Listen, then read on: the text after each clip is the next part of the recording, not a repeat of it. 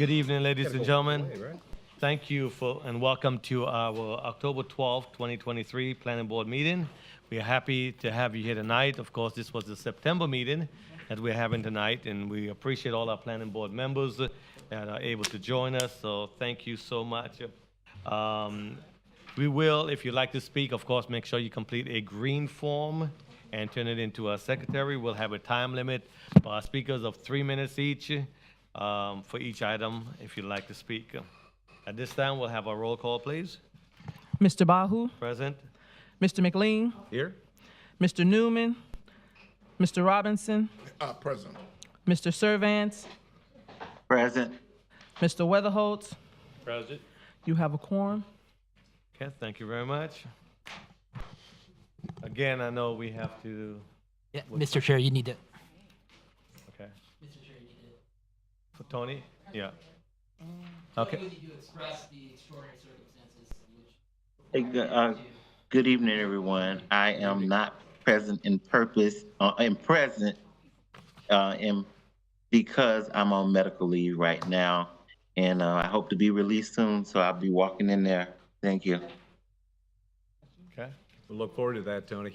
Yes, we're looking forward to seeing you soon. Yeah. Okay, so, well, we have to vote, right? That's correct, Mr. Chair. Okay, Move approval, Mr. Chairman. okay, have approval? A second. And a second. All those in favor, let it be known by saying aye. Aye. Opposers have the same right. Carries. Thank you. Well, thank you, Mr. Sylvanus, for joining us. We appreciate you. I'm glad you're feeling better. At this time, we'll move to item, let's see, we have our minutes, approval of our minutes. Move approval, Mr. Chairman. Second. Okay. And there was one name, instead of John Russell, for the Assistant City Attorney, it's David Russell. So if we can make that motion with that change, please. I'll be glad to make that adjustment. Okay, we I have want to a get the second. Russells confused here. And do I have a second? Second. Okay. Move properly second. All those in favor, let it be known by saying aye. Aye. Opposers have the same right. It carries. Thank you.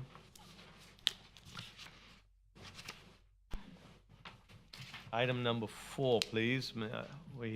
Item number 4, Beachside Redevelopment Plan Development General, rezoning DEV 2022-183, quasi judicial hearing. Okay, may we hear from staff, please? All right, good afternoon. This is Hannah Ward, planner with the city. So this item was continued from last month's meeting because they had to redo their neighborhood meeting requirement. So I'm going to go through the presentation as if it had not been heard at all yet. All right, so this is a request by Rob Merrill with Cobb Cole, and it's on behalf of Atlantic Beach Resort LLC, who's the current property owner. And it's to rezone 1.3 plus or minus acres of land from the tourist accommodations T1 zoning district to plan development general, and it will allow for the development of a hotel with conference space, a restaurant, and or bar lounge uses that would also be open to the public. So the site is located on the east side of A1A, just south of the Plaza Boulevard in the A1A intersection, which is also South Atlantic Avenue, and it's located at 2696 North Atlantic Avenue. As you can see here from the aerial view, it's currently developed as a parking area. The zoning on the future land use on the property is tourist accommodations, and the zoning on the property is also tourist accommodations. And they are proposing to rezone this property to a planned development. All right, I have the proposed planned development plan pulled up on the screen here. As you can see, the red indicates the location of the building, which also has an area where you can drive through to the other side, and then there's some parking underneath. There are 2 access points. One is the northerly access point is proposed to be a service drive only, and the southerly access point will be a full access. They've got a pool amenity feature along the rear of the property, facing the ocean. And then I've also identified the green spaces that they're proposing and the location of the monument sign. All right, to get into some of the specifics of this project. The project was previously proposed at 140 feet with the initial staff report. They've now reduced that down to 130 feet. The elevation of the garage, which will be internal to the structure and will provide structured parking for the use. They've requested to increase that max elevation above mean sea level to 79 feet from 20 feet. And the side setback is proposed at 25 feet, but one that was reevaluated as part of this new review. It was identified that that was actually a code compliant side setback. It was previously identified as a modification request. The parking is proposed to be developed on 5 levels, and there will also be some surface parking, as you can see here, which is primarily intended for handicap, and some additional loading spaces. It's going to be valet only, which is compliant with the LDC, and they are proposing to provide parking that would be for any accessory uses as well as the hotel use as if it were principal use. And all those parking requirements are proposed to be code compliant. The applicant has requested to modify the required stacking lane distance for a parking lot entrance in order to allow for the proposed parking configuration. The code would require typically an 100-foot distance. As you can see here, they have some surface level parking, but this is all going to be valet only. So they will be coming through the roundabout area internal to the site, and then they will either be parked in the structured parking area or the handicap spaces at the floor level. The applicant has also requested to reduce the drive aisle width for the service drive only from 24 feet to 21 feet. And that service drive is really only intended to be utilized for trash pickup activities and to unload the compactor that's shown at the that end of that area. They've also requested to reduce the sidewalks internal to the development from 7 feet, which would be required for properties exceeding 20,000 feet of gross floor area and developed with commercial uses, to 5 feet.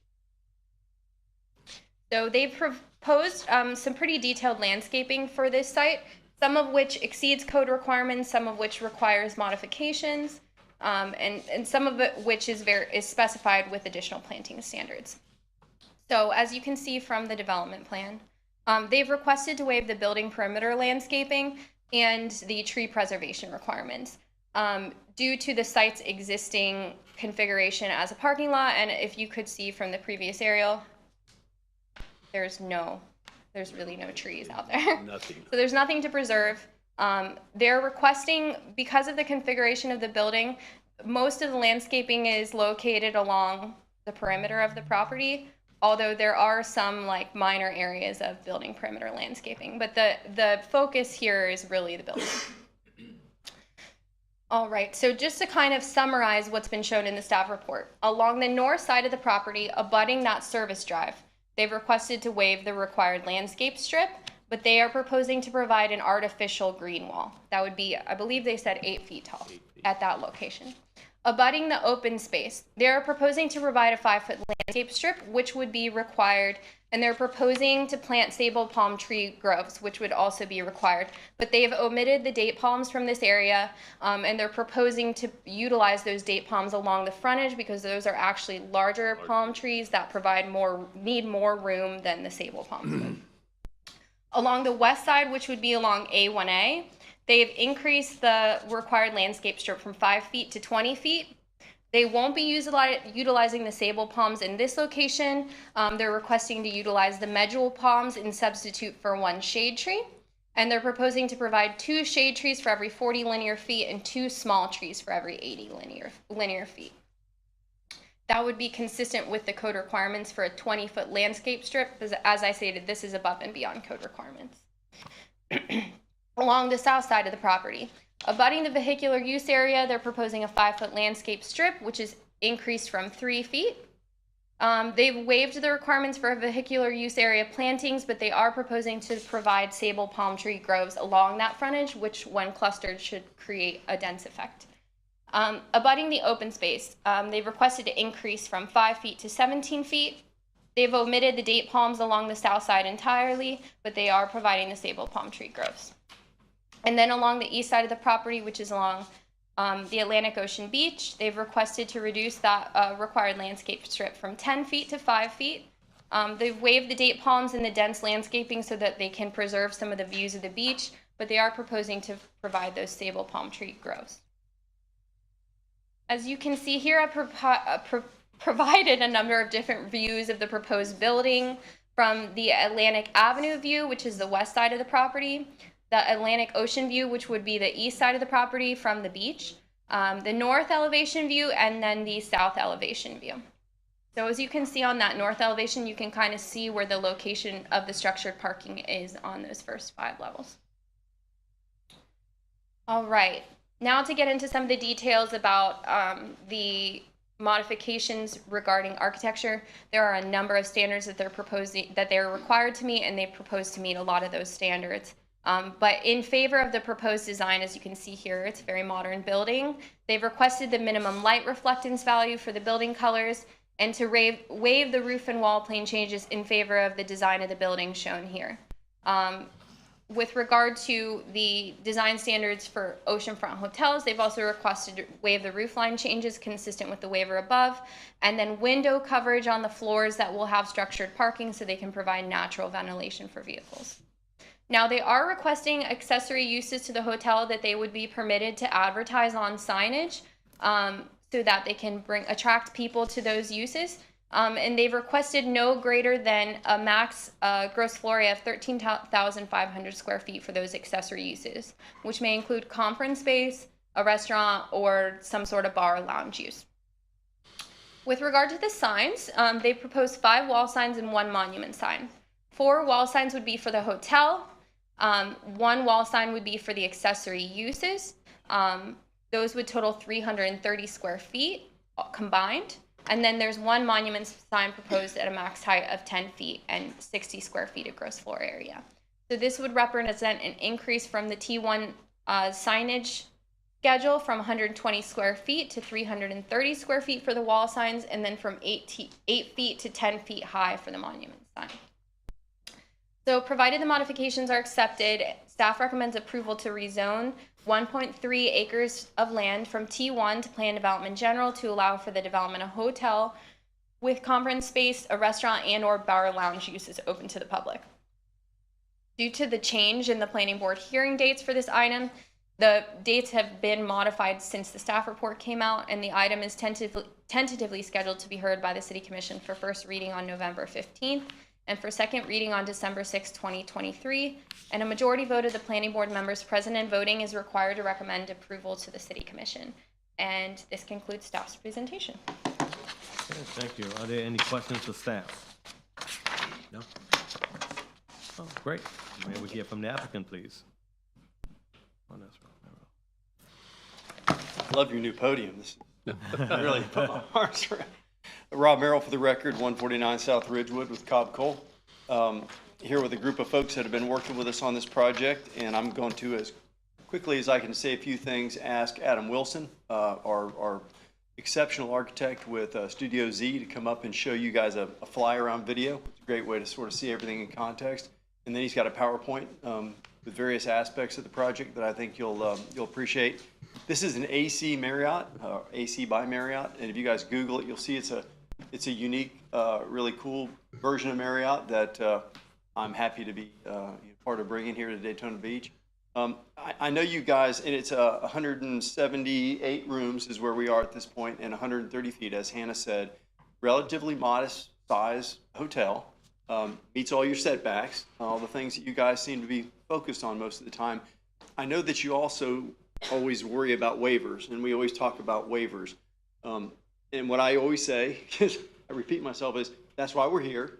We're in a PD context. The reason why we're here with the PD is because we balance waivers against things that we're bringing to the table that we think are beneficial to the community. And we have those listed in the report. I won't go into all that. But to the extent that you have any particular questions about all of the things that Hannah talked about, whether it be the architectural aspects, the landscaping piece, there is a rationale for each one of those. And it's all listed in your report. And I think Hannah did a good job of doing it in her staff report. Jessica did a great job in doing it in the letter that she presents with all of the rationales. So again, we're happy to answer any questions for you. Adam Wilson can answer our architectural questions after he does his presentation, if you like. I've got Kevin Lee here, our civil engineer, and and can deal with any of the questions you guys might have about the civil aspect of this. And of course, I'll do my best to answer any other questions that might come up. So Okay, Mr. with that, I'm going to ask Adam to come on up and. Let me, and show Rob, you guys- before you run off, let me just ask you one quick one, more philosophical than anything else, where, as you know, there's been more and more conversation about hotels east of A1A in different type of circumstances. And the fact that we're talking about a neighborhood meeting because there was, on the city's part, they didn't advertise it correctly, certainly not your fault. But the point I guess I'm making is you guys obviously were at the letter of the law of who you reached out to on the neighborhood meeting within 300 feet or whatever that standard is. And those are normally going to be business owners or hotels nearby. My point is the fact that you guys are going to be marketing the restaurant within this hotel to the public at large. Would it have made sense to widen the net a little bit? Not that you have to, but the idea to give the residents that you're going to be marketing to an opportunity of what your folks are up to. Yeah, Mike, that's a good question. We notice per code, and then the city notices with all sorts of different tentacles that go out into the community. Dennis can give you all the details, but I know I talk to people all the time that were not within 300 feet that heard about it from the city's website or whatever, or Facebook, or all the other places that the word gets out. Certainly in this project, we're going to shout from the mountaintop because we want people to know about it. We want people to bring their family and their friends that want to come here and stay in Daytona Beach to our hotel, come to the restaurant, et cetera. So good point. I mean, this is good publicity to us. This is a public hearing. Everything's noticed, and I'm happy to let it be widespread. To the extent we've had conversation whether the rules should change about that, I'm open. Yeah, if you guys want to make it 200 feet instead of 300 or 400, it really, we want to be transparent. All the projects that we bring, I think we're proud of before we get here to you guys. They've gone through a process with your staff, many of whom aren't even here. We go through every department in this building before we come to you guys. So I think it's a good project before it gets here.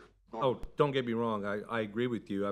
My thought is this may be, to shout from the mountaintops, this may be an opportunity to widen the net, to allow residents to be involved in the meeting so they understand what's going to happen, and also the fact that it's going to be marketed and promoted, the restaurant portion, to the general public. Why not give them the opportunity to attend the neighborhood meeting? That's my thought. Yeah, we had two meetings, and we're Yeah, planning board and city commission, so hopefully same everybody folks, gets a chance to come out and see it and ask questions.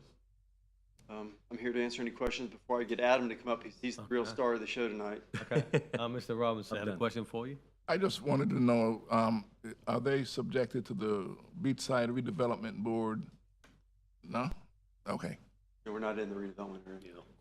And Mr. Merrill, just a quick clarification. I want to make sure I heard correctly. The sidewalk internally is from 7 feet to 5 feet, but when it goes back out, it connects, it'll be regular 7 feet, correct? I can let Kevin get into the details, but a Okay. lot of it isn't, you have What places where you're going inside? across a pool deck and it's not a sidewalk, and so I think that's one of the nuances, but Yeah, I'm just Kevin thinking can about when it address connects back to the Is that, street. is that right? Yeah, okay. Oh, Okay. boy. Yeah. Yeah, no, I just got everybody want coming up, clarification. everybody coming up to correct me, but let's let Adam do his thing Okay, first. I think come you on. guys really get a lot out of this, so Adam, come on up. Yeah. Have the video It should be teed up. clickable here, I believe. All right. Oh, here we go. Started out. All right. So I'm Adam Wilson. I'm with Studio Z Architecture, the architect on the project. This is, as we started, this is the view over Bella Plaza. I'm going to let this play and just kind of orient you guys, and then we'll talk through the imagery afterwards, more still photos to kind of talk about the building design. We're panning around to the north, and then we're going to do a full lap around the building, and then pan through underneath before we end up at the ocean. But this north side, the property, so the AC, and I'll talk about the brand itself a little bit. The AC Retreats is a leisure market AC. ACs are typically something that you find in an urban setting, and so this is a offshoot of that allows them to branch into more leisure markets that are, have more leisure focused, travelers. So this brand is the same as you'd find in any of those markets, except for increased amenities, i.e. the pool deck and the relationship, in this case, to the beach. So The brand itself is conceived of to be simplistic, elegant, and purposeful. So that's what we've tried to achieve with our architecture here, but also something that, you know, that the city could be proud of as a destination for people when they visit. So we're going to run through the drive lane. You can kind of get a feel for how far the stacking is. I know that was something that was brought up earlier, and some of the materiality that we're proposing for the building. And then we're going to pan around at the backside so you can get a sense of the security of the pool deck, the kind of the scope of that, and then we'll pull back so you can see the view from the ocean. And then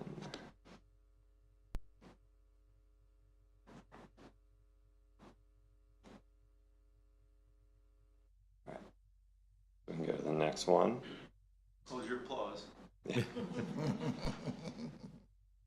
right. Like I'm on a boat. Look There we go. in. That's great. So, as I said, I talked about kind of the way that it's conceived as a brand. What we've tried to do, so this is looking from south of the building on A1A. You can kind of see the entrance there that's identified with the signage. That is our guest entrance. There's a separate entrance for service, as Hannah mentioned earlier.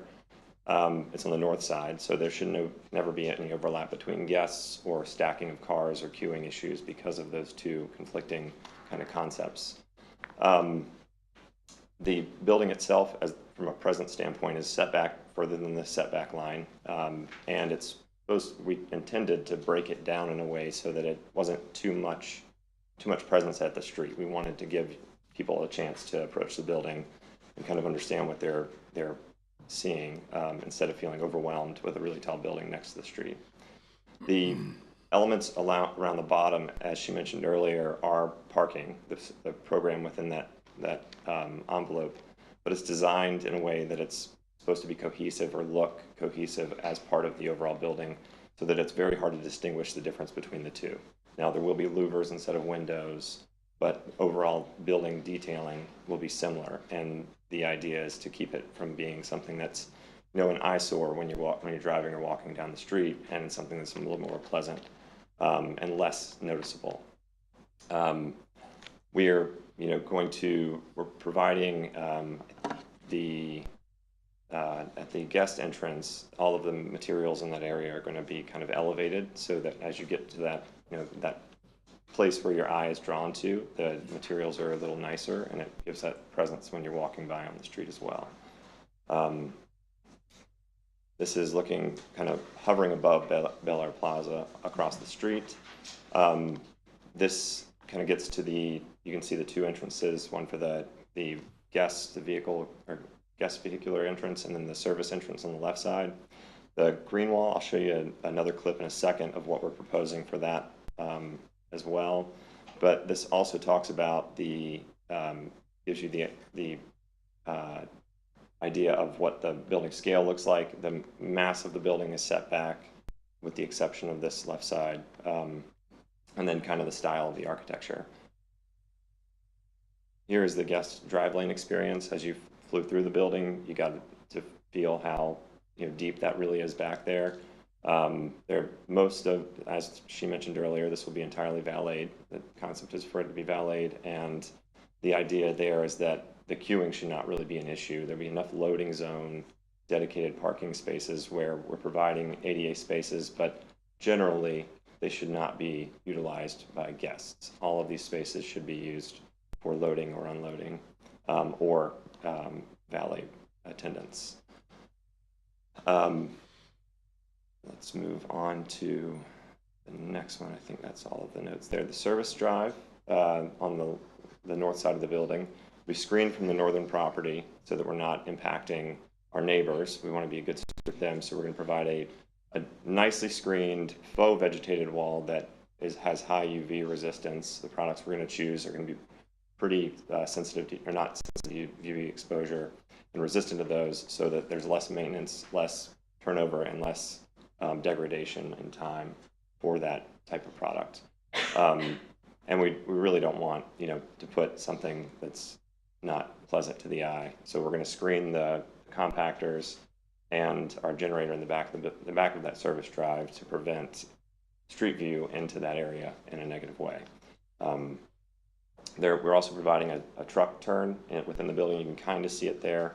It doesn't really have a pointer, I don't think, but the little arch that's elevated there on the right side, we're going to provide a truck turnaround zone so that we do not have to have trucks backing out into the road and causing chaos on the street. So this is the south side of the building, and you can get a sense for kind of the architectural style. It's modern. We try to make it simple. We don't want to be overly modern where it's entirely glass and complex, but something that people can understand, that's relatable. You get the sense that this is a residential building, and that it's got a nice composition. On the right side, you get a feel for the pool deck and how we're going to screen that, as you saw to prevent, from a security standpoint, prevent people from getting into that pool deck that aren't guests in the hotel, and then allow for egress out as well with gates that are on Panic Hardware. Let's see, and then I guess the last thing, we'll go back to the garage screening. You kind of get the sense here that it's part of the building. It's not separate, and you'll see that on the other side as well. The pool deck, step down there real quick. So this is viewing out from the beach, overlooking kind of the pool deck and the tentative. I'll let Kevin talk about it. The tentative beach access ramp. We're going to have a ramp, but that was just our sketch of what it could be. The idea is that we'd give guests the opportunity to come off of from the lobby directly into the ramp and access the beach, and vice versa. There will be control gates to prevent unwanted guests from going up those onto the beach or onto the pool deck as well. Currently, the plan is to have two pools, one that's more focused for like families, so it might not go quite as deep as the 4 foot that's allowed in hotels typically. And on the right side, it'd be a more adult-focused pool that has sun shelves for sunbathing, and then also an outdoor section of the bar that kind of services that area. And that's the hotel bar. There's a rooftop bar that I'll show you in a second as well. But you also can see the second story of the building will be meeting space, and the outdoor patio overlooking that adult pool is envisioned to be an extension of that meeting space, so that eventually, we can turn it into, or the client can turn it into a event space for weddings or whatever that the city's hosting. It's an aerial from the beach, a little higher up. This kind of gets the architectural language from the beach side that you haven't seen yet. It's pretty unique, probably, to the beach here, but it will, it's not unpleasant to look at, I don't think. This also talking about the roof lines, the parapet lines and the roof lines are flat, but we've set them back so that they step in a way that makes it feels like a broken down mass instead of one boxy item, one boxy, icon or whatever. And so then as you step, we've also shifted back elements of that rooftop bar on the right side significantly further back so that it breaks down that mass even more. So those are at the same plane, but it's 25, 30 feet back. Let's see, and then this is that view that I was just talking about. I should have zoomed in one more. But the rooftop bar consumes the top level of the building currently, and we have an outdoor section on the right side, and then more of an internal restaurant bar on the left with some outdoor seating there as well. That's covered, I guess I should say. So these are interior renderings of what the space will feel like when it's done. This is the entrance into the lobby. You can kind of get a sense of the pool and the ocean beyond. This is the lobby looking kind of back the other direction. We're going to have a grand stair that connects between the meeting spaces and down into the lobby with really large floor-to-ceiling exposure so that it doesn't feel too cramped. It feels really nice in there. And then here's a view of the rooftop bar at night. Kind of gives you a sense, it's a little dark on the screen, but gives you a sense of what that space might feel like as the sun is kind of going down. So that's looking back at the interior section of the restaurant with that exterior on the left side, just outside of view. And that is it for the building. You guys, questions or? Yeah, so any questions for Adam, me? So Yeah. Robinson has a question? Sure. A couple of, the first questions I have, I mean, it looks really nice and good. Do you plan to do like what the Hard Rock did and take the cars off of the beach? No. No, Okay, all right, good job. I appreciate I didn't it. know they could do that. That's Okay. I He appreciate it. doesn't know anything about that history. Yeah, I don't. Okay, Better okay. you don't This is have. the, Signage.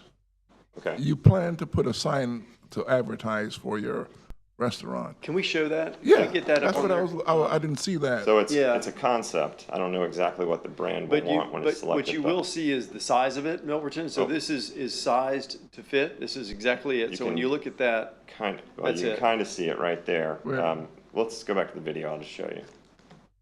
Where are you gonna put it? It's so right next at to the corner entrance. there. Right at the guest drive, and there may be a small sign at It's the bottom. It's very modest. Yeah. That's why I think showing it is the best way to Yeah. explain it. And so we've got a monument sign that has a bar at the bottom that was left vacant that may be used. You can kind of see it to the left there of that It's white that arch. box in the right below the brown. And as column. it pans back around, we'll go in and you can see it a little Oh, closer. okay, I see it. And you asked for a waiver on the signage. Is it consistent with the other? Wait, I mean, Milverton with signs, you know, you hear me say, what you see is what you get, and you kind of look at it and you say, okay, it makes sense. It's to scale. It's tasteful. I mean, I don't know why the code wants less than this. Frankly, I would ask for more so people can see it better, but it's a little more, in part because of the restaurant. We want to have the appeal to the public to come into the restaurant. So that's why that additional sign that Adam's going I'll point it out to drive you us in a over second. to in just a second. You'll be able to see it. But when you look at it, I think you're going to say it's probably too small, but it's very tasteful. This brand is really very classy. When you look at the website, you'll see they're really a classy version of Marriott. Not that they all aren't great. I've done a handful of them, and I tell you, these guys go through. I don't know how long it takes, but it's sometimes years to get through, to vet through the Marriott process to get to what you're seeing right here. You see it on the screen right there. There you go. There you go. Good shot of all the signage. Yeah, see all the sign, the monument on the left, the wall sign on top, and then the little wall sign over there is the restaurant, right? Yeah. And we're counting that, the text on that canopy as signage as well. Two more issues. Okay. The one about the green wall and the impact. I would assume that you take into consideration the climate change, the hurricane, Yeah. and the issues with the seawalls and stuff like that. Yeah. And, the concerns.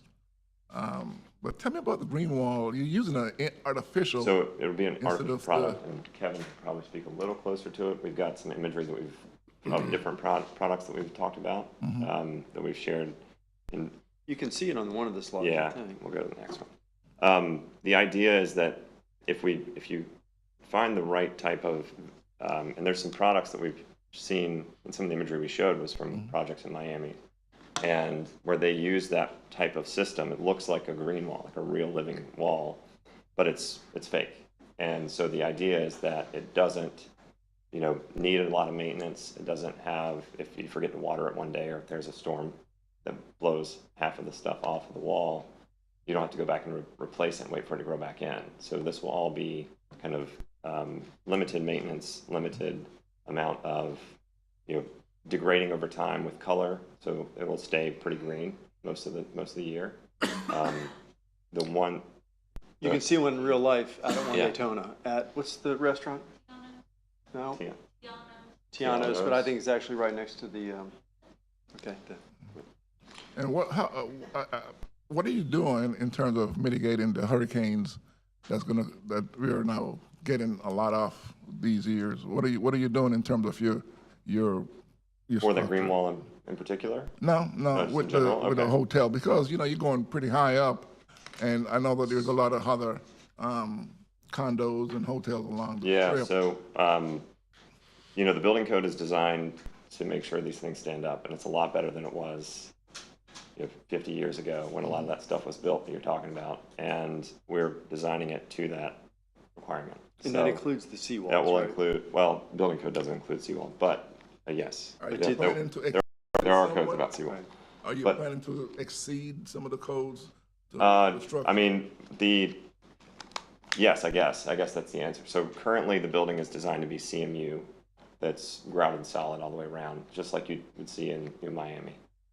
Florida, you have to design to Miami-Dade for most products, most building elements, and then that's an addition to the code. Okay, So the building code requires certain things for life safety and fire requirements. We meet that on and wind all. resistance? Yes, yeah. Okay. All our stairwells will be solid concrete. They're 2-hour rated. They're not going to collapse or anything like that due to fire. So we meet all of those requirements. And then in terms of the exterior envelope, instead of doing something like metal stud on the exterior system, currently we're doing CMU, which is a solid product. It'll be wrapped in a vapor barrier that eliminates migration of water through that wall. So you want it to worry about that stuff getting in and corroding rebar and causing problems like you're talking, like I think I know what you're talking about. Collapse shouldn't be an issue. Okay. Um, And like up in the Daytona Grand, half of it is sitting out there for the last couple of years. I don't think you'd have that issue with the Marriott, correct? I don't know anything about that project. So I'd have to- they're going to build this all in one phase, Mayor. Okay. That was a phased project, and yeah, Okay, different situation. okay. This is a hotel, by the way, that's I not. know, I understand, but with the Daytona Grand, they started the project and half of it. No, they need Yeah. to start making money on the site they purchased. That's Okay. Yeah. they're not going to wait on it. So Okay, all right, thank you, good job. Mr. I like Mr. your Hall? product. thank you.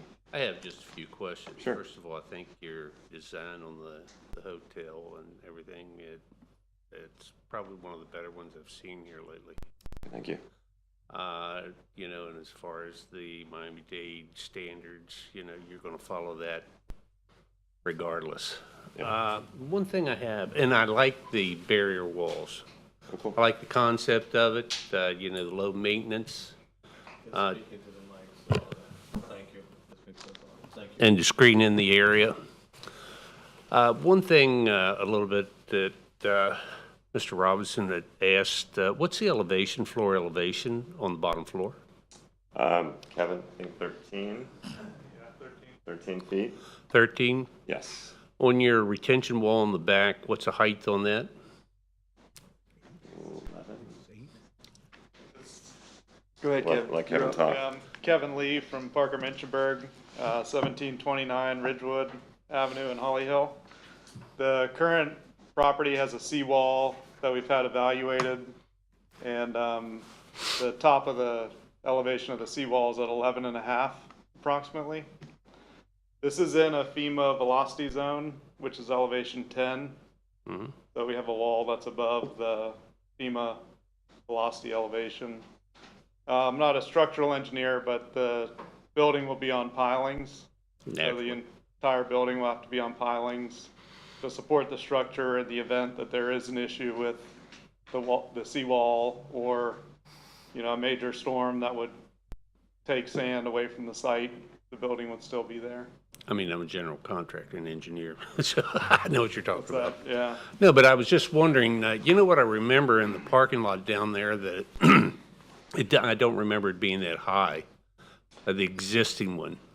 Yeah, it goes, it's 11.5 at the seawall. Mm-hmm. And then it goes up to A1A is at about 12.5, Yes. 13. I think there are some higher grades in the middle of the site, but right now it's just a flat parking lot. But the grades in general are pretty similar to what we would do for the final site. We've done several other hotels up and down the coast, and they're at a similar elevation. Because I've seen the destruction, on the older seawalls and how they butt next to or don't to the existing property, the problems that they're having with the seawater getting in behind them.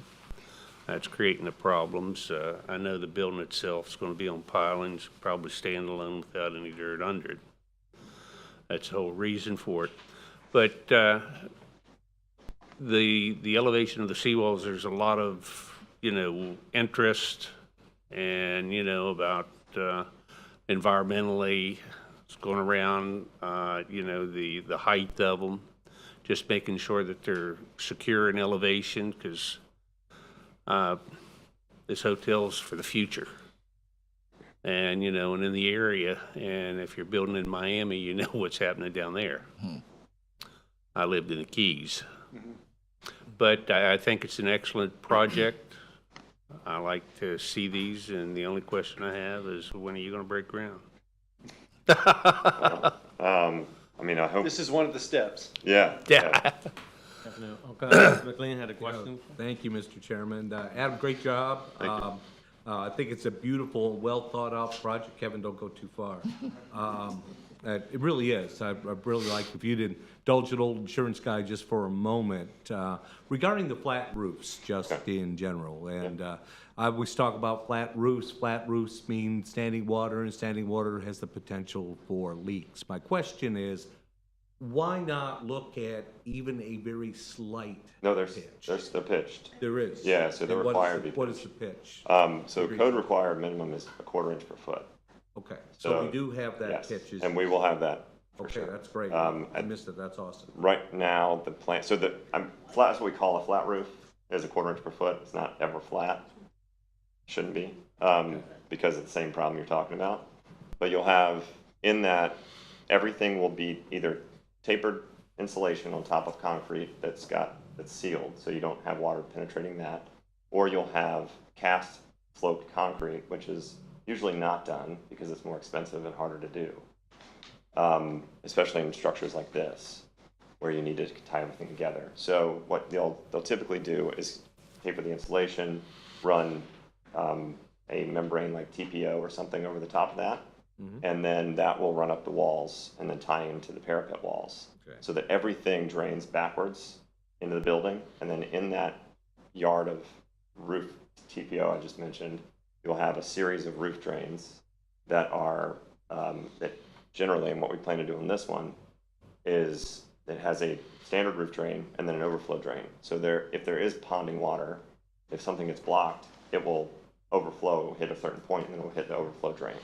And if those daylight directly out to the outside of the building at the ground, and if you see water coming out of those, then you know that you have a ponding issue on your roof, so that maintenance can go up and. So you're telling me, Adam, that this runoff's gonna get off the roof? It will get off the Tell me roof. Bottom line, I'm in. It'll get off the roof, yes. That's what I wanted It to just know. won't go outward. It'll stay inside. I Will be appreciate it, self-contained. thank you, thank you. Okay, thank you very much.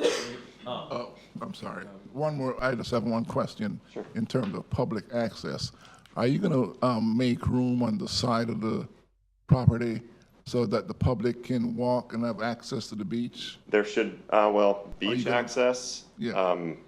Are you just gonna prevent them from, that wasn't the plan, no, because there isn't public access now. They have about a 10-foot drop down the seawall. So we have not planned for that for security reasons. We can't allow people. well, I'm not talking about, there, if you go on A1A, in between properties, there's a little walkway to get to the beach. Do you plan on accommodating I think that would be a great idea, and it would also bring you, Yeah, good. something we can consider. Yeah, I think that there's a beach ramp real close to this that you can walk. Further down south there's a It's not far ramp, away. and There's a it's couple not very far within away. Walking distance of your building Okay. that I've been on a million times.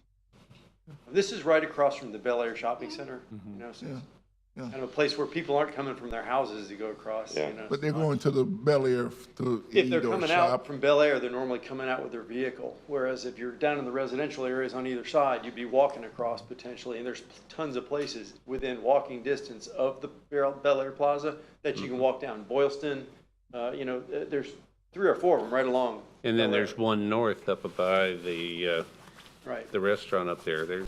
But there's within Just past definitely the plaza. walking distance, yeah. yeah. There's a bunch of places you can walk down there. Thank you very much. We have a few green forms. Of course, I had Kevin and Oh, we're good. Adam. Thanks, guys. Thank you, guys. Thank you. I have Miss Linda Valentine.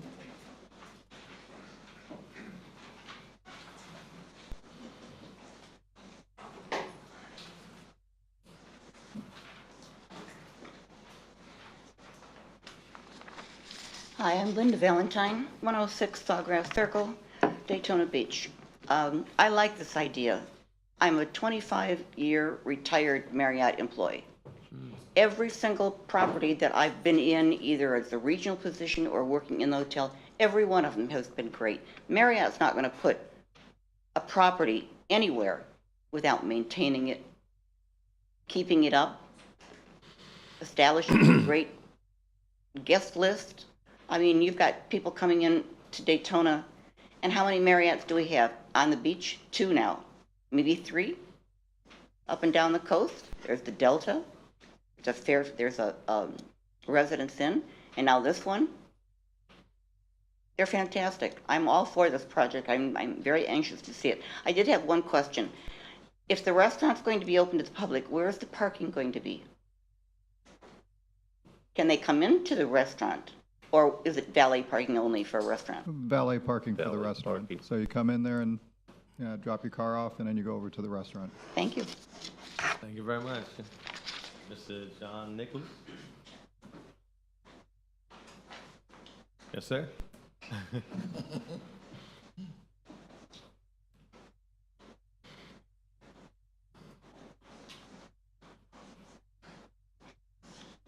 John Nicholson, 413 North Grandview Avenue. She forgot there's a Marriott Renaissance coming in just south of, or just north of Oak Ridge and Seabreeze. I like the design. I like the green wall. It's unique. It'll be clean, neat, and well maintained. I'm big on plants. I would like a few more colorful plants, but they're basically 2 plants in a wall. My big concern, and my only concern, because this is a fantastic project, I've been here almost 40 years, come next year, and I don't ever remember anything being on this property. For whatever I can remember, it's always been a parking lot, and I could never understand why there wasn't a hotel there, or a condominium or something. It's a great location. So I'm hoping for the best of everything, but if somebody were to drive to this location, there are three driveways. One, it says service entrance, so you're not going to pull in. The other 2, how do you know which one to pull in? The one is the asphalt parking with plenty of parking, which is why I would assume, as a driver, I would pull in and park and go to the restaurant. But who stops me between the roadway and that first or second or third, or any of the stalls? All right? Yeah. it's somewhat- Secondly, the central one, when you look at the video, as you come in, they're talking about reducing it from 24 to 21, all right? You've got cars backed up into the path. So I'm wondering, I mean, it was just awkward. As you don't have the visual that they were showing? You've got the car on the left, like maybe 3 feet past the little white line where you're supposed to normally stop and park. And the same thing on the right-hand side. That car is past the white line. So I'm wondering who pulls it? It's supposed to be valet parking. How does, right there. See all the parking? They're parked beyond the white lines. And normally you park within the stall. Dennis, you don't understand what I'm talking about. That's a 24-foot drive aisle. That's not the reduced drive aisle. Okay. That is code compliant. Then, do you see what I'm talking about? All those cars are beyond the white lines, which seems to be a shrinkage. And I see the white line down the center. And I still don't understand how people who don't know their rules are to know where to go in and where not to go in, and where to park and where not to park. Does that make sense to you? Yeah. If you're just Joe Blow Kokomo and you pull in from Alabama, what lane do you go in and where do you park and where do you not park? Does that make sense? Is there a way? You don't understand what I'm talking about. Anyway, I'm just confused on how people are to know where to park. We'll give it a chance. Right now, if you want me to. No, that's the last one is parking. Okay, thank you. We'll get you back up here, Mr. Mayor. And Ruby?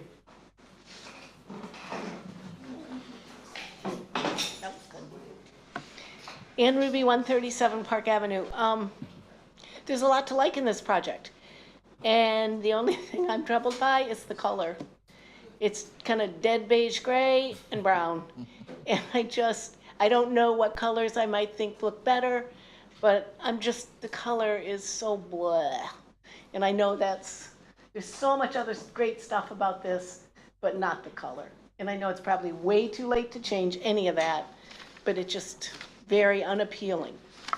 And although I'm sure inside it'll be great, but there's a lot of brown inside too. And we're not in New Hampshire.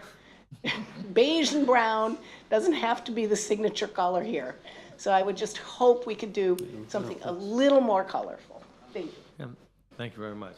Now, Mr. Rob Merrill. I do have, oh, okay. So, Okay, come on back. first, thank you all for your comments. I appreciate that. To address the parking issue, I think it's, I appreciate you pointing that out, but it's a rendering error on our part. So those cars are not, it's just sort of the way we modeled them, the way we dropped them in, they're not placed where they should be. Those are full bays, those are full parking stalls as you have outside. They're not. Oh, there was somebody on the ball. Yeah, somebody did not do that correctly. So you can kind of see from that car on the left, the front left, it's not backed in where, I would probably pull my car into. Much like the ones on the right are kind of sticking out in the drive lane. They need to be pushed to the right a little bit. Typically a valet will do that for you. So that's a full drive lane, so you don't have to worry about that concern. And then it has a two-way or a double drive lane at the end of the building where the turnaround is. And then on the color comment, I appreciate your comment. It's all subjective, I understand, and everybody has opinions on this stuff. The brand, however, is pretty intentional about what they like and what they want, and so we've tried to match the client's expectations, what the city kind of requires from as much of a LRV 70 or higher as we can achieve on this, but then balance, which is a very light color, that's why most of the building is white, and then balance that with some contrasting elements that is allowed for to an extent in the code, but then also what the brand wants and the client wants. And so that's why we've kind of landed in the dark and light world.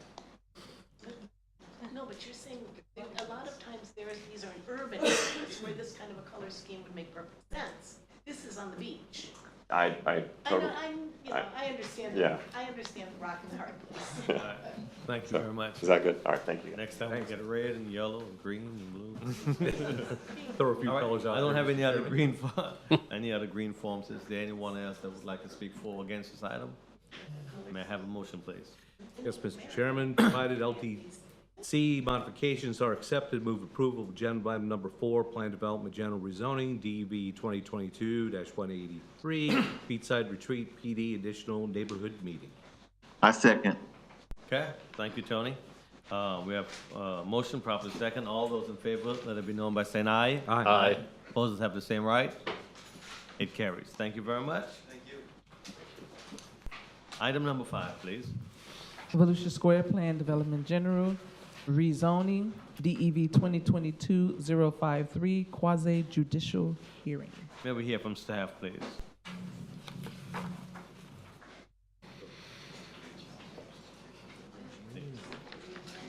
All right.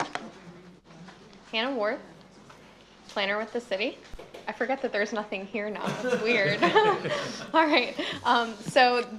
Just to summarize what's being requested at this point, you all heard the Volusia Square PD rezoning back on June 1st, and it was approved 6-0. Just to summarize, it's to rehabilitate the existing shopping center on ISB. The item was heard by the City Commission for first reading on September 20th.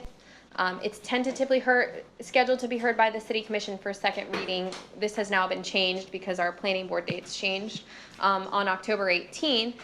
And the item is being brought back to the planning board between first and second reading because we caught some errors with the signage when we were going through the final review of the PD agreement. So we're back to summarize what's changed, so you all are aware. Okay, so the previous proposal was for 4 pole signs. They are still requesting 4 pole signs at a maximum height of 35 feet. I wanted to try and make this as simple as possible. Previously, they had requested that all the pole signs would be 250 square feet per sign, but that actually wasn't consistent with the drawings that they had presented. So what they are requesting is 1 existing pole sign that will be 250 square feet, and I'll show you the details to each one. one refurbished pole sign. It's existing, but they're going to rehab it. It's proposed to be 560 square feet. A second refurbished pole sign that will be 620 square feet, and one new pole sign at 560 square feet, and I believe that's the one that would be proposed to be an electronic message center sign. So as you can see here, we've got the RV sign that's going to stay, the new EMC pole sign. To the right of that, you can see the EMC component below the static copy, then the refurbished sign, and then the second refurbished sign that they would be proposing. These are all the same graphics that you all saw. It's just the square footage was incorrect, although the height was correct. All right, with regard to the monument signs, they're still proposing the 5. They have one existing sign that will remain. It's 10 feet 6 inches. I believe that this is the Pier 1 import sign. They have 4 proposed signs that are going to be 5 feet tall. The error came with the sign areas where previously all were identified to actually be 30 square feet, while the existing sign to remain is 126 square feet, and the 4 proposed signs are actually 31 square feet. So that's the change there. So provided those signage changes are accepted, staff recommends approval of the Volusia Square rezoning that would add the additional uses, upgrade landscaping, subdivide the property, and then incorporate a sign plan that would allow for the redevelopment of the Volusia Square shopping center. So a majority vote by the planning board members present in voting is required to recommend approval to the city commission. And that concludes staff's presentation on that item. Any questions for staff? No? May we hear from our applicant, please? Rob Merrill again for the record with Cobb Cole, 149 South Ridgewood. What she said. This is really not much of a, it's just a clarification really. So what you guys saw is what you get here. We're going to breathe life back into the shopping center. You're already starting to see that. You know, we've got some new stuff out there. Stereotypes moved from Nova Road out here. The fish tank that was over on Nova is moving out there. Both people that I know that have been local business people around here forever, and it's coming back to life. So these guys that come in and get these old centers back to life are doing a great job, and hopefully you guys are on board. Okay. Thank you. Thanks. Questions for? Okay, green form, I have, of course, Mr. Rob Merrill, and then I have Mr. Kevin Lee. You know what? All right. Is there anyone else that would like to speak for or against this item? May I have a motion? Yes, sir. Move approval of agenda item number 5, Plan Development General Rezoning, DV 2022-053, Volusia Square PD signage revisions. Second. Okay, a motion properly second. All those in favor, let it be known by saying aye. Aye. Opposers have the same right. It carries. Thank you very much. Item number 6, please.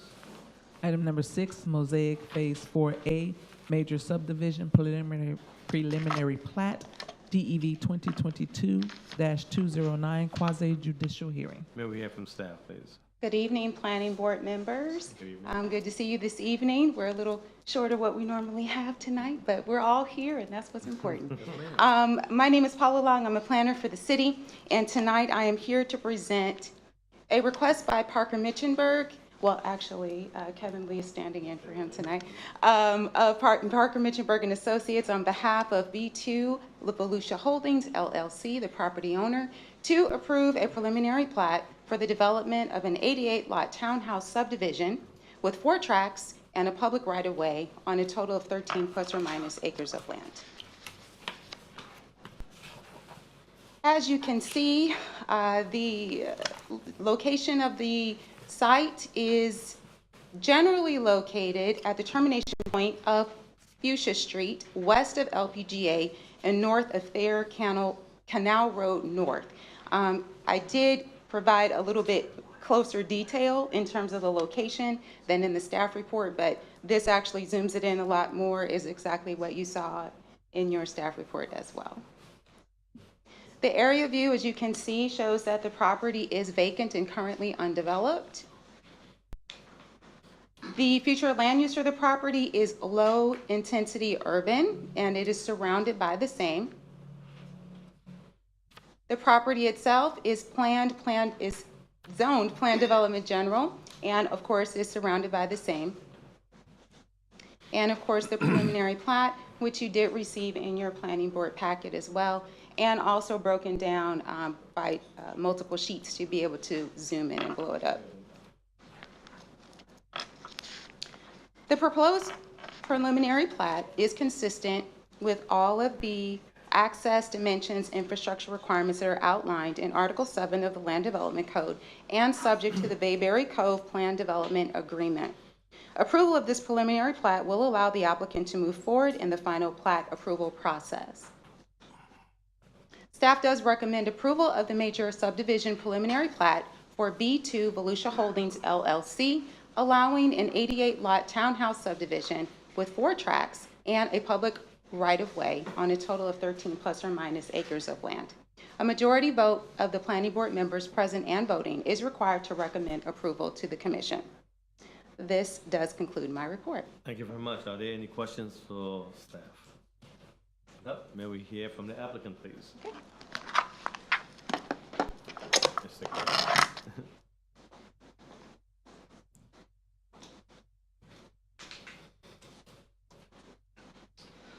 Good evening, Kevin Lee from Parker Menschenberg. Here on behalf of the applicant. Paul, I appreciate the presentation. It's an 88-lot subdivision for townhouses. This is an extension of Mosaic. This is phase 4A. Already cleared, mass graded, fits within the Bayberry PD. But with that, I'm here for any questions. Okay, are there any questions for Mr. Ross? Mr. Chair, tell me, sir, about the animals that's been displaced. I would assume that you have, huh? Well, I would assume that this is the last stage, and you would have learned how to treat those animals or to, you know, how to mitigate their existence, and they don't show up in my neighborhood across the street looking for food and somewhere to live. So what you know, I know that you have a right to develop your property, and but I'm concerned about the environmental impact in terms of what are we doing for the animals that used to live there that we have displaced. Is there any consideration or interest or plans, or you just say, oh well, you know, what's happening to them? Do you know that? I think in general, you know, especially this part of the city and the west side of LPGA, there's a lot of remaining habitat that's left on the west side of LPGA. But for this subdivision in particular, this one's already cleared, mass graded. So I feel like the displacement probably already has occurred. Yeah, and to add on to Kevin's comment, I think there's approximately 30,000 acres that are preserved just west of this development. So if you're wondering where the animals are going, that's where the animals are going, that conservation area and that preservation area. It is a conservation. That means we don't plan. There's not going to be nothing happening. Part of it is the Tiger Bay State Forest, and part of it is the conservation bank. And again, it's almost 30,000 acres off in that direction. So you have your area where the people can live happily without the animals. You got the area where the animals can live happily without the people. And the animals know this, right? They will. The people are not sure about it. They will. Okay, thank you. Okay, thank you very much. Are there any other questions? No? No? All right, you also don't agree in form, so thank you. Is there anyone else that would like to speak for or against this item? May we have a motion, please? Yes, sir, Mr. Chairman. Move approval of agenda item number 6, major subdivision preliminary plat, EV 2022-209, Mosaic Phase 4A. Second. Okay, I have a motion properly second. All those in favor, let it be known by saying aye. Aye. Aye. All opposers have the same right. It carries. Thank you very much. All right, Tony, thank you. thanks for making that nice and loud for us. Thank Yes, sir. Item number 7, please. Item number 7, GTI Oak Ridge Small Scale Comprehensive Plan Amendment, DEV 2023-064, legislative hearing. May we hear from staff, please? Good evening, Doug Gutierrez, planner with the city. This also has a concurrent zoning. If with the board's permission, we'd like to present both and then vote separately. Okay. Thank you. Yes, sir. Yep. This is a request by Zach Schwartz, Vice President, Commercial Real Estate from Aquavest Financial Group, on behalf of John Osh Properties, LLC, who's the property owner. This is for approval of a small-scale amendment. The property is located at 501 North Grandview Avenue. And you see it's a fully developed property. The proposed amendment, it's a 2.2 acre property, has 2 future land use designations on it. One portion has a designation of retail, about 1.2 acres, and the other portion has a future land use map designation of office transition, about 1 acre. The application is to amend the office transition portion to retail, so the entire parcel has a future land use map of retail. Property is currently developed, and no additional development is anticipated at this time. You can see the split land use. The impact analysis basically, there will be no potential increase or decrease in demand for water, sewer, or trip generation. Is that the small scale amendment is consistent with the comp plan, does not represent urban sprawl. Excuse me. And the city has available capacity to serve the demand of available water and sewer. Based on staff's analysis review, proposed future land use map amendment of 1 acre from office transition to retail appears to meet the criteria of the proposed amendment. Majority vote of the planning board members present and voting is required to recommend approval of this policy matter to the City Commission. The item is tentatively scheduled to be heard at first reading November 1st and second reading on November 15th, which would be the public hearing. I believe we're on that, still on that schedule, even though we had to move the planning board that meeting. And I believe Hannah's got the rezoning. Can we just read item number 8 and her up, and then we'll ask questions. Item number 8, GTI Oak Ridge BR2 rezoning, DEV 2023-069 quasi judicial hearing. All right. Hannah Ward, planner with the city. All right, so this is also a request by Zach Schwartz on behalf of John Osh Properties 3 LLC, who's the property owner. And it's a rezoning of 1.22 plus or minus acres of the 2.23 acre parcel located at 501 North Grandview.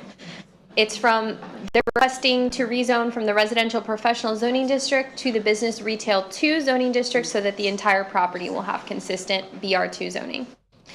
So as you can see here, the site is located on the north side of Oak Ridge Boulevard between North Wild Olive Avenue to the west and North Grandview Avenue to the east. The aerial view currently reflects it's a partially occupied office building with unused drive-through facilities. As Doug stated, the current future land use is office transition and retail, and the proposed future land use is retail. The current zoning on the property is split between RP and BR2, with the RP portion of the property being located where the drive-through facilities are located, making those facilities non-conforming. And as you can see here, the entire property is proposed to be rezoned to BR2.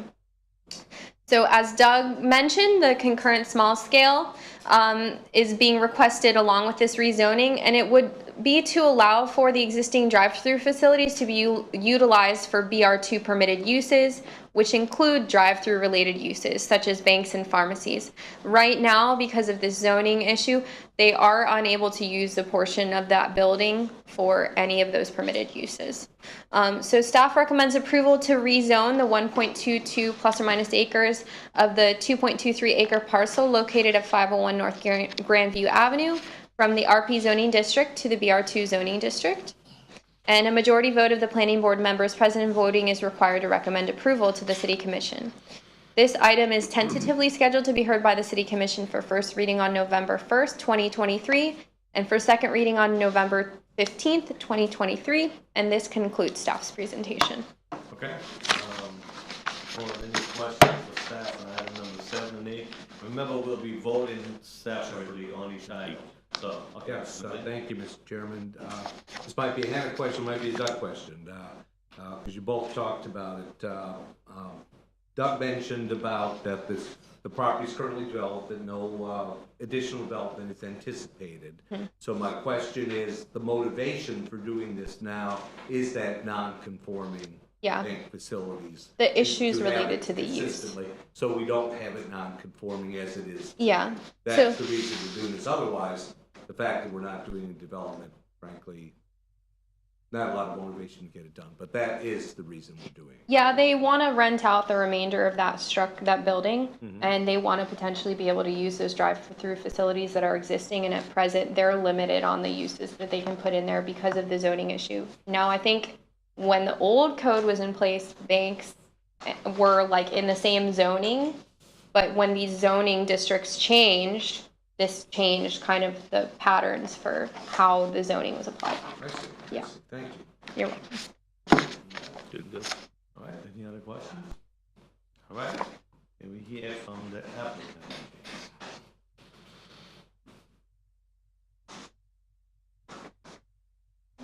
Good evening, everybody. Thank you for the presentation. My name is Zach. I'm with AccuBest Financial, here to represent the owner as the applicant. Just as city staff had said, we've had challenges, utilizing the existing facilities, given the current dual but non-overlapping future land use designations and zoning designations. To improve efforts for lease up of the property, we're requesting to get it so that it's all consistent throughout. And to add, there's no other planned development at the site. It's just to use the existing facility. Thank you, sir. Thank you very much. Thank you. I do have one green form for this item. Actually, item number 7, Mr. John Nicholson.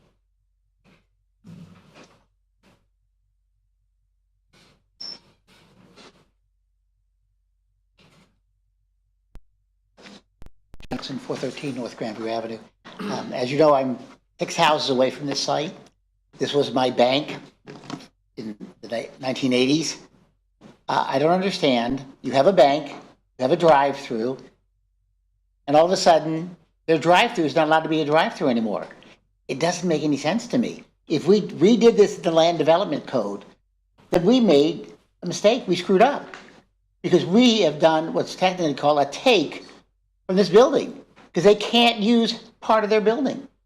And if you look at the diagrams that are here, you end up with this configuration where there's one with a purple designation that goes into the next parking lot where Molly Brown's is located. So there is a section there that they, if they wanted to develop property, would have to come back to you and say, you screwed me in the land development code, I can't use my property anymore to what I want to do. And then again, it does part of this property. There's another section of orange up to the left that on this, it's just unusual to me. So they're saying that they don't have any plans. They say that all the time. Across the street, there's no plans, and yeah, they've got plans right there on A1A to Grandview. That's coming before you guys. So I don't understand. If we screwed up with the land development code, which is assuming where this happened, because I don't believe that we would have allowed a bank to put a drive-through where they're not supposed to put a drive-through. That would have been caught somewhere in planning, you know? So somewhere between the time that they built it and now, it has changed. And can we legally do that to them without letting them know? Because I'm sure they'd come in and say, don't do that. So, one, I'm worried about what's happening on the property. And secondly, if we screwed up once, and we've done it several times, things have come before you from the land development code. Oop, we screwed up, we have to change it. Oops, it's just a change, don't worry about it. We screwed up, we have to change it. So, if we could go through the land development code, wherever we screwed up, fix it before something happens. Thank you. Thank you very much. I don't have any other green forms. Is there anyone else who'd like to speak for or against this item? May I have a motion? We are going to do item number 7 first, please. We'll do, Mr. Chairman. Move to approve agenda item number 7, small-scale comp plan amendment, DV 2023-064, GTISS CPA. Second. A motion properly second. All those in favor, let it be known by saying aye. Aye. Aye. Tony? Aye. Thank you. All Nice drama opposed? there. Everything right? Thank you, it carries. Item number 8 on our agenda, we'll vote on that one now.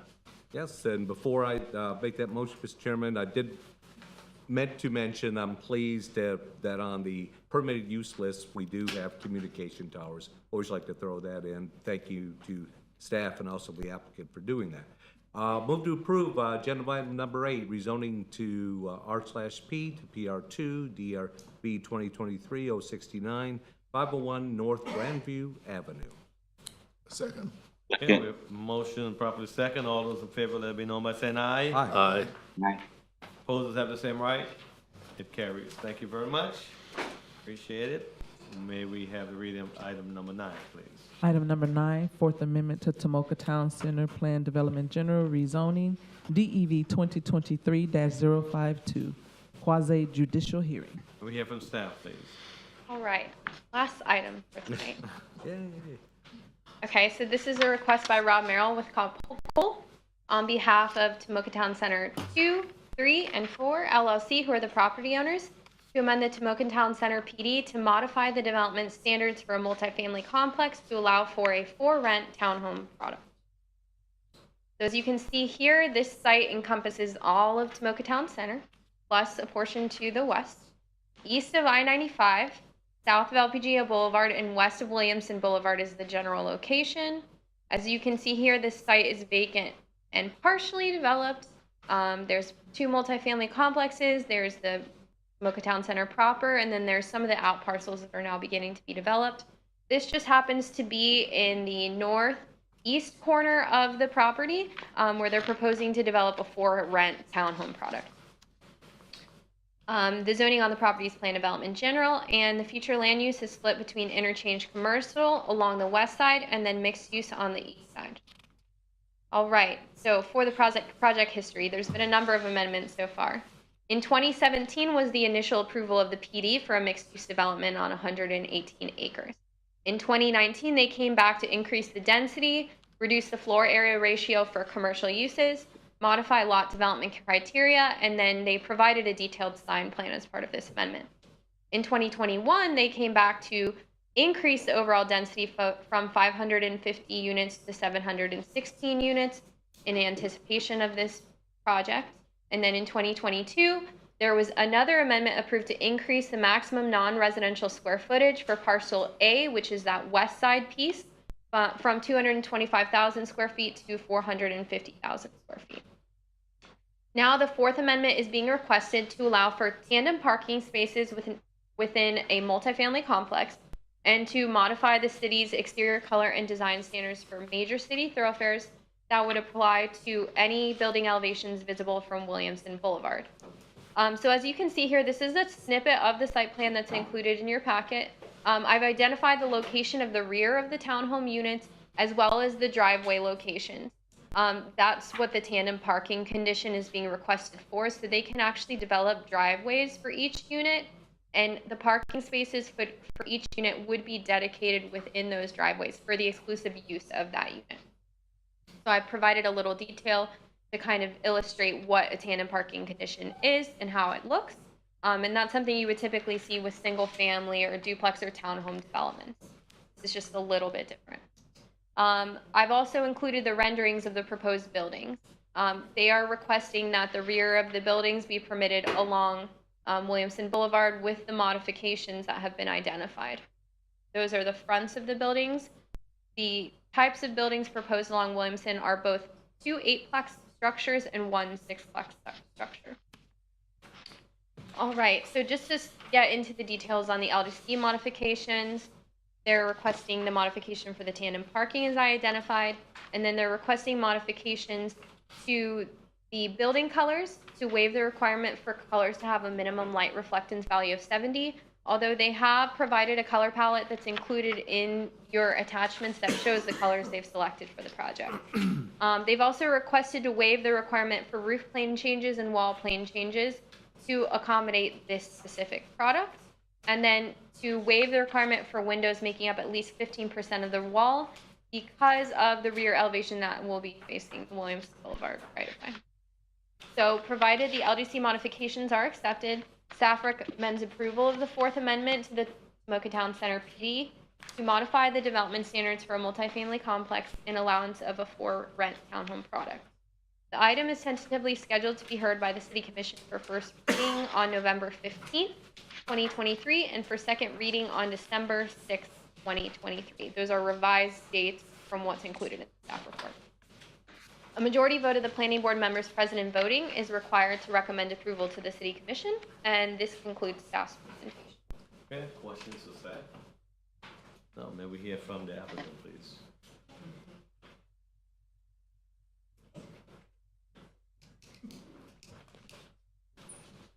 Guys, Rob Merrill again with Cobb Cole. Hannah said it all. This is just, we've been doing adjustments to this since 2017. This is a pretty small one. This is I think it's unique to Daytona doing the townhome as a build to rent, kind of like they've done with some of what looks like single families. So these are just tweaks that are part of that request. Hopefully you guys are okay with the idea. We're, having more residents in this vicinity, as I've talked about with the other apartment projects, allows walkability. You got your shopping and your restaurants and all the stuff right there. So that's what we've been trying to do. We talked about this project as a mixed-use development. We were hopeful that the residential would really show up, and now it has. So I think the city manager actually either lived out there or lives out there still. So yeah, okay. Great project. Thank you very much. Are there questions? Yes. Let's talk about the cost of is it a gated community? Not gated. Oh, okay. And what's the rent will be like? Can I afford to live? Do we have any numbers on the rent for this one? We're not there yet, Milverton. As the market changes as we go through these processes, even, so it's always hard to say. Well, what's the market rate? Would that be like $2,000 a month? It's what the market's going to bear. These are going to be nice units. It's going to be well done. Oh yeah, they look. I like the design. It's beautiful. I'm just worried and concerned about the costability for these projects that we're building. It seems to me we're building, but where are we? Are they coming from another apartment complex? Are they coming from out of town? Where are you getting these folks from? And who can afford to live there? Because I live in that area down there, and I see a lot of open spaces and a lot of available rentals. So I'm saying, wow, that's a lot of apartments. Yeah, where are these people and the impact on my community? I'm just, So I think you're raising the affordability question that we've all been wrestling with now for quite a few years, and I think we've got some solutions we brought along, some of which have come before you guys.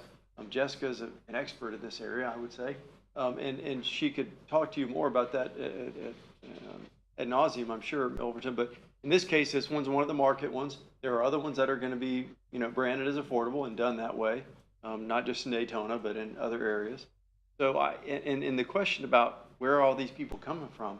All I know is when we build these projects, they're leased up immediately, and there's people out there living there.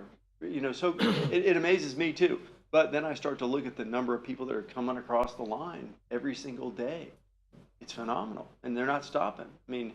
The snowball started with COVID, but people are continuing to come to Florida, and we're finding a place for them to live. There's this whole I've got mine.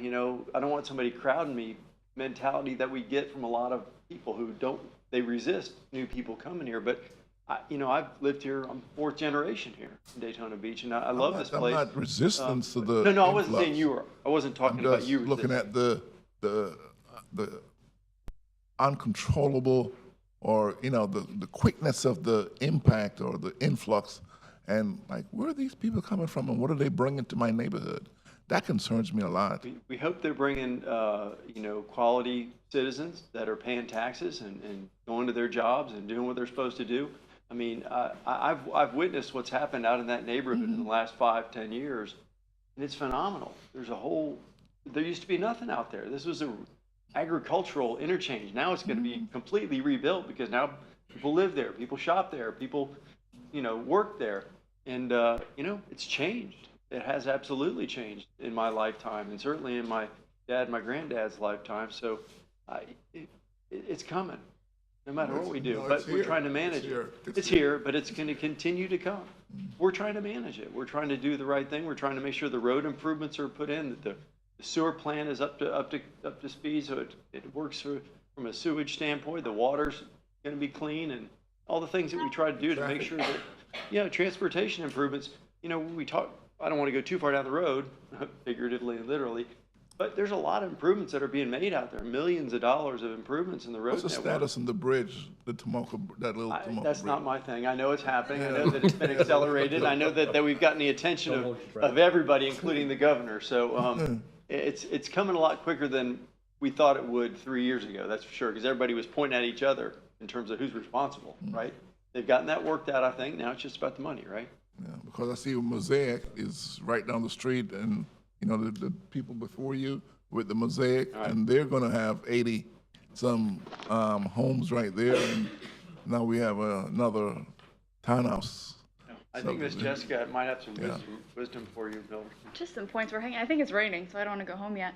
I do miss the microphone, like Hannah. For the record, Jessica Gowa-Cobb Cole, 149 South Ridgewood Avenue.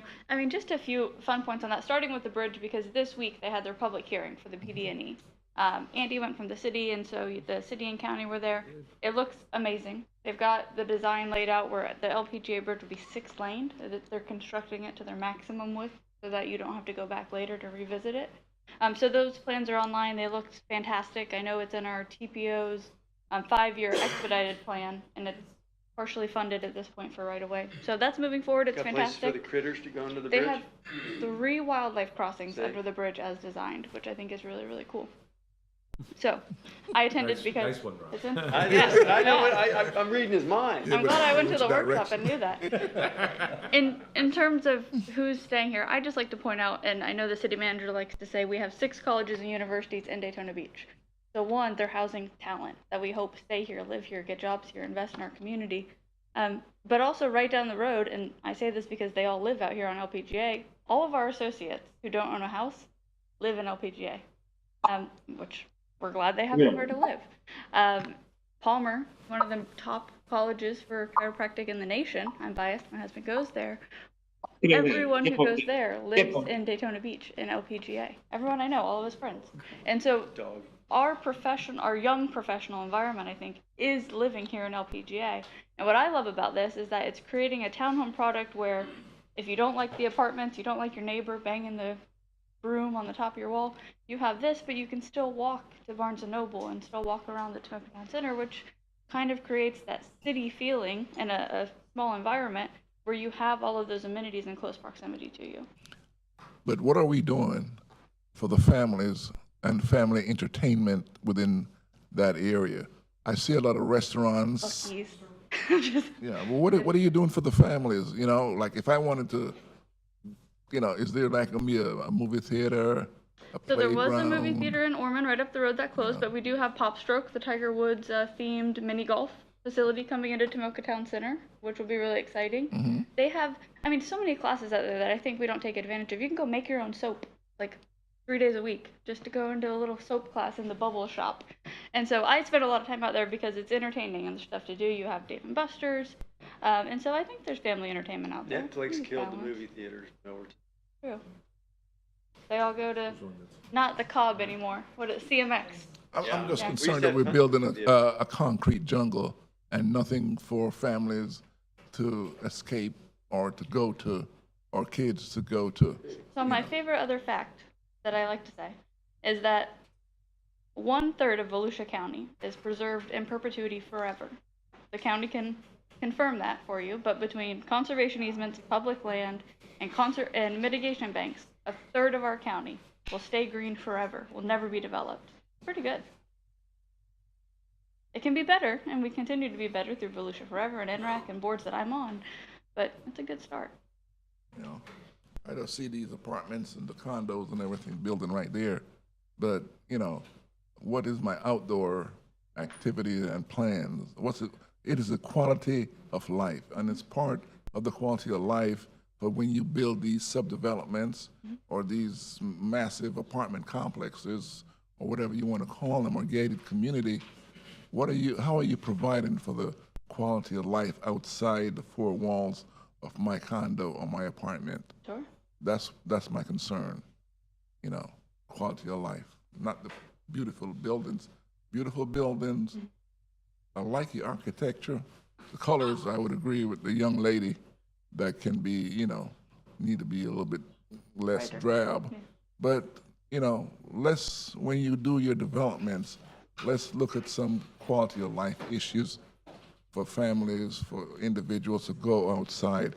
I don't want to have to, if I want to go to a club, I don't want to go to I don't always want to go to the beach side where they're all in one strip, or if I want to go Like play nightlife. putt-putt Yeah, golf or bowling, Sure. there's nowhere to go except the beach side. I want to be able to maybe take the bus or walk within the area. And if I live in that town square, what can I do except maybe go to, a fast food restaurant or shopping? Mini golf. Quality of life. Oh, they've got. I would like to see improved quality of life stuff for folks to do when you're making your plan. And we have two parks, I think, Yeah. planned for, right down the road from there that the city is taking on. So absolutely noted. I think a lot of people are looking at the same thing. Thank you.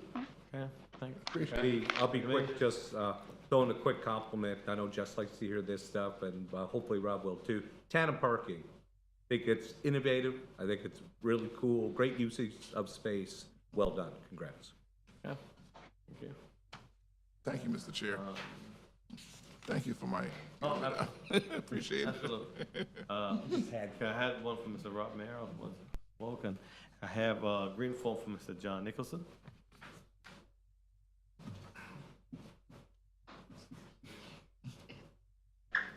Need tomorrow. John Nicholson, 413 North Granby Avenue. I think townhouses are great. I'm glad we're finally getting to where we should have been 25 years ago. We were projected to be 250,000 people by the year 2000. We're a few people short. We had no Class A apartments at the beachside for years. We're going to get them soon. We need this. We need diversity here. We can't, as one person said, have everything at the bottom level, where it's affordable for everyone. Some people can afford more, and those that can afford more, we need them. They pay taxes, and they don't drain taxes. Now, on this particular property, the only reason why I'm coming up now, besides that, is they showed you a nice rendition of the front, which you can't see from Williamson. Isn't that pretty?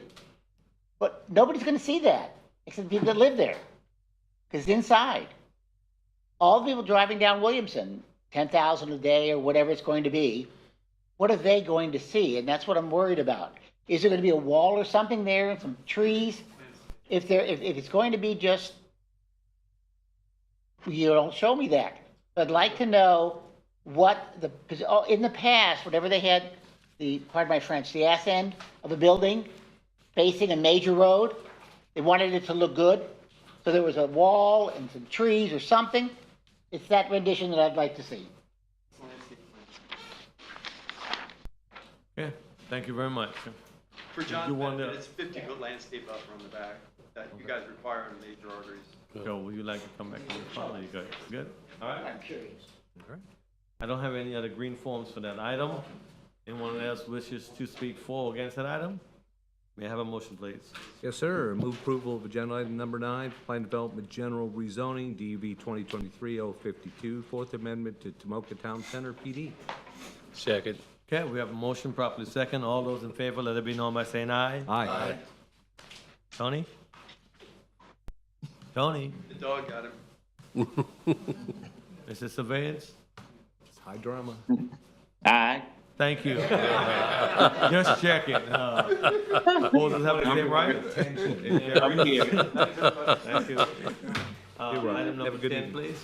Item number 10, wall graphics and signage, Land Development Code Text Amendment, DEV 2023-400. We have a stat, please. Thank you, Dennis Morozek, Planning Director with the city. I'll do this one. I did leave my notes upstairs, so we're going to kind of wing this a little bit. So this amendment request is a request by the Growth Management and Planning Department, the Planning Division, to amend Section 6.10 and Section 11.5 of the Land Development Code to modify current restrictions on wall graphics by allowing permitted signage to be included within the wall graphic. So this is, I provided the definition of wall graphic. That's our current definition of wall graphic. Wall graphic is a wall decoration, and some people call them murals as well. It's a wall decoration that depicts a scene, picture, illustration, or design with no written message, word, insignia, arrow, or logo. So all you're getting is a picture with a wall graphic. This is Midtown Cafe. This was just recently completed. This particular mural, they actually wanted to paint the words "inspire" on the mural. They weren't allowed to do so because you can't have any words or graphics on the mural, so they weren't allowed to do that. So, a couple of things for you. Wall signs are permitted in all non-residential zoning districts.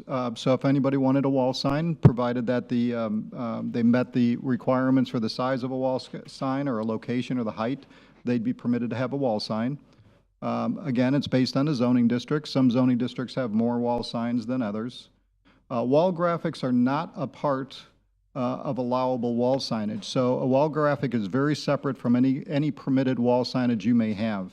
As we mentioned, if you have a wall graphic, you're not allowed to have any text on your wall graphic.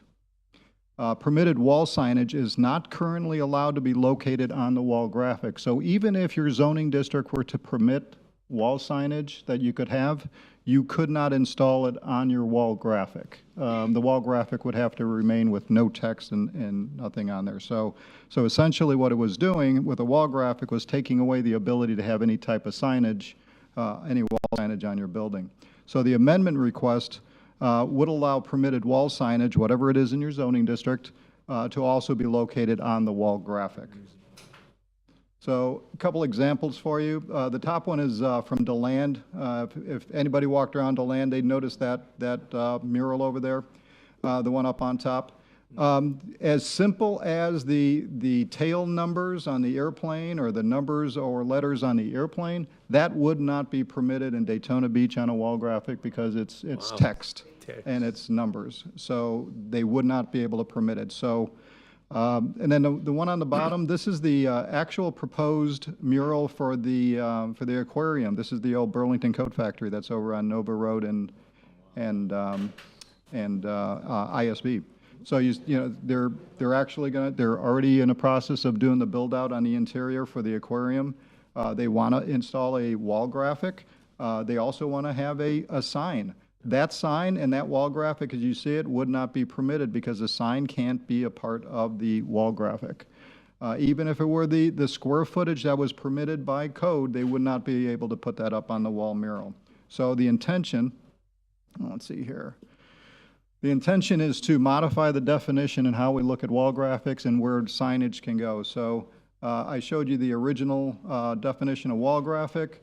We've worked with legal to modify that definition to essentially, and you'll see the second sentence over there, any written message, word, insignia, arrow, or logo contained within, superimposed on, or otherwise made part of the wall graphic shall be subject to the sign regulations of Section 610K and any number, area, and height limitations set forth in that section. So essentially what it's saying is you don't lose your wall sign allowances if you have a mural on your building. You can have both.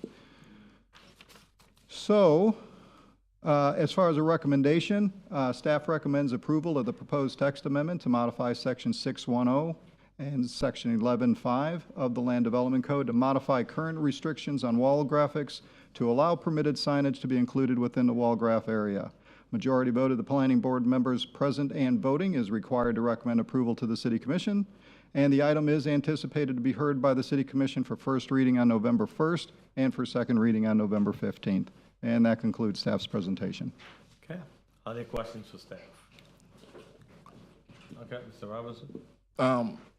Mr. Dennis, is this like what the street artists do on those buildings like down in Miami-Dade or in Chicago, you know, those. For the murals, when they put that up there? Yeah. That's, and Daytona Beach is trying to ramp up their mural program. Okay. And they're trying to have a little bit more flexibility in Okay. some of these mural programs. All right. And this allows them a little greater flexibility to have a message. We've seen, the Midtown Cafe, they wanted to put Inspire on there. Just a simple word, Inspire, that kind of went in with the wall graphic, but they weren't permitted to do it because it was text. I've seen love on the side of buildings, and you wouldn't be able to do that because of the text nature. So, but they can also do their logos. They can actually do their signage for their building and incorporate that within the mural, as long as it's within the allotted sign area that's permitted in that zoning district. Now, does that artist need to be licensed or recognized, or like, can I go and do a wall graphic on the side of Well, and the wall graphics that we're looking at are wall graphics that are, if they're in a redevelopment area, they're actually approved by the redevelopment board. If we have a wall graphic that's outside of the redevelopment area, it would come to the planning board to be approved.